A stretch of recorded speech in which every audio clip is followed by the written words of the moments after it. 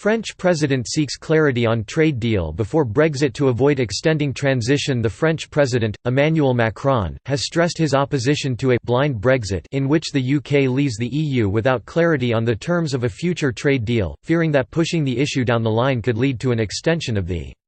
A number of EU member states, including Germany, believe an aspirational political declaration on the future that ducks the most contentious trade issues now would be the best way to avoid a no-deal Brexit.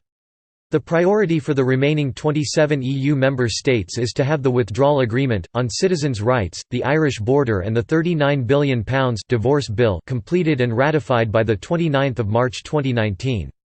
EU and British negotiators will then have until 31 December 2020 to sign off on a future trade deal, during which time the UK will effectively remain a member of the EU, but without voting rights. However, in recent months, Macron's diplomats in Brussels have insisted clarity in the political declaration, a non-binding document, accompanying the withdrawal agreement and spelling out the basic principles of the trade deal to come, is vital to avoid problems further down the line. In Paris, it is feared that maintaining the unity of the 27 members on trade after the withdrawal agreement has been signed could be significantly more difficult. Without clarity now, internal EU negotiations could eat into the 21-month transition period after Brexit Day, even before talks start in earnest with the UK, said an EU diplomat privy to behind-the-scenes discussions. "It is not a matter of France being isolated on this, but they are the ones pushing it," said the diplomat. "They are always talking about the need for clarity and precision.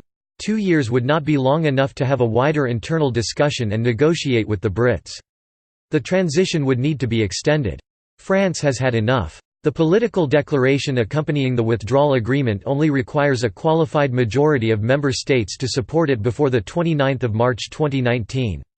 Every member state will have a veto on the final trade deal when it is negotiated during the transition period.